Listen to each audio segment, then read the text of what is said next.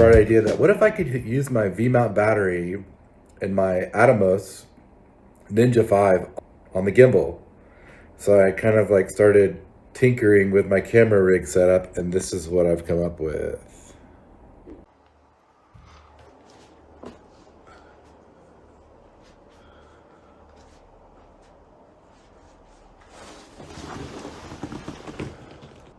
Okay, so what we got here is the Atomos Ninja V hooked up directly to the camera with a flexible HDMI cable, and this is HDMI to mini HDMI. And then that is the Atomos cable, which is like a $70 cable, but it turns out it's the best cable for this setup.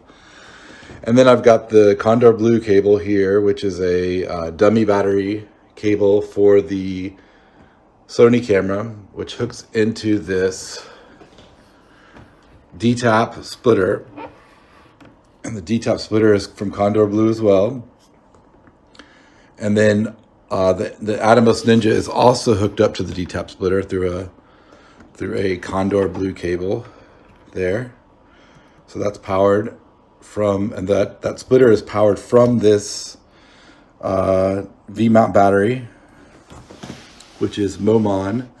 This is a pretty decent battery. I'm still learning about it, you know. I have some questions that I need to figure out the answers to in terms of like the USB specifically, because whenever I hook something up to this, it seems like maybe something's funky with the power delivery. I wanted to hook up my microphone to be powered off of this, but whenever I do, I get noise in the signal, so not really sure what's going on there.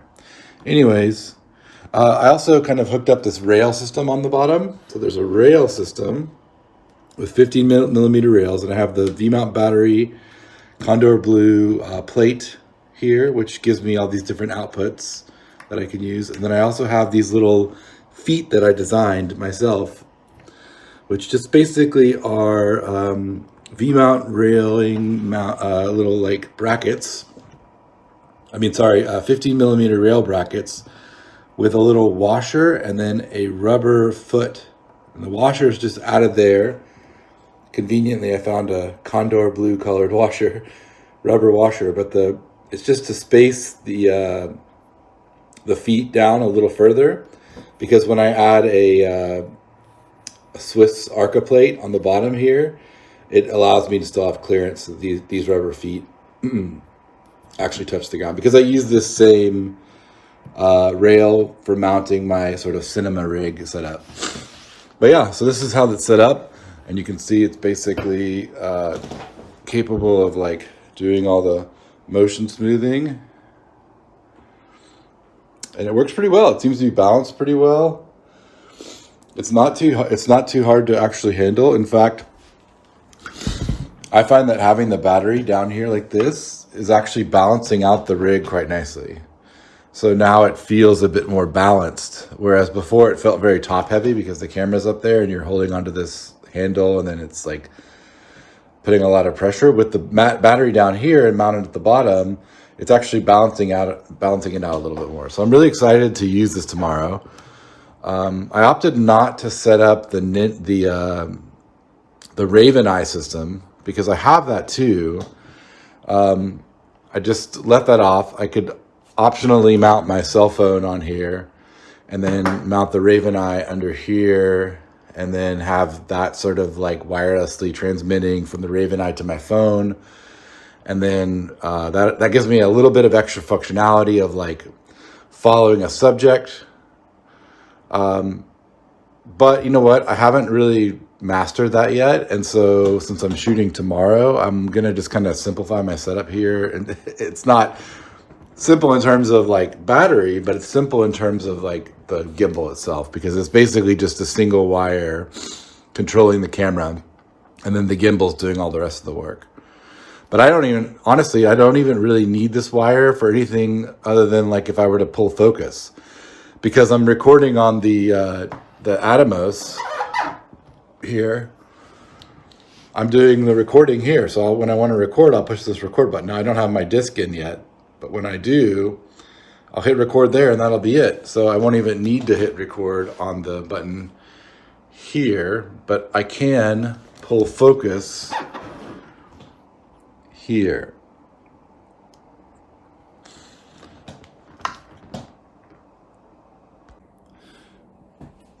Yeah, so that's my update today.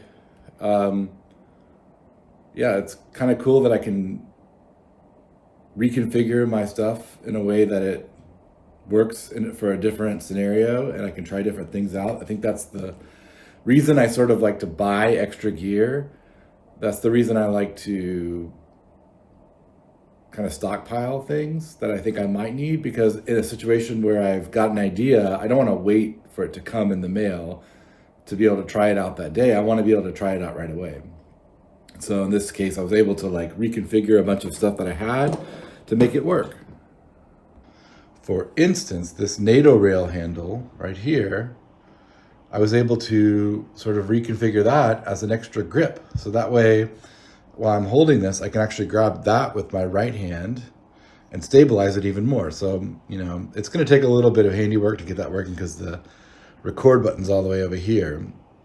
Now, I probably could eventually hook up this remote here so that somehow the remote is hooked up to the gimbal, but you know what? I can just hit remote. I might have a little bit of shaky footage in the beginning as I get my hands situated, which I think is okay.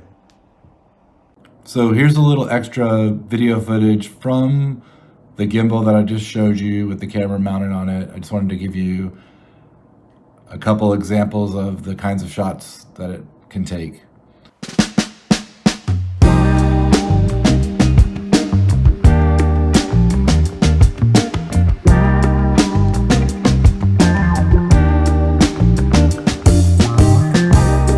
So there you have it. That's my 3 a.m. Gimbal setup video where I'm showing off this gimbal setup that I just created and giving you a first look at it. Anyways, thanks and see you guys later.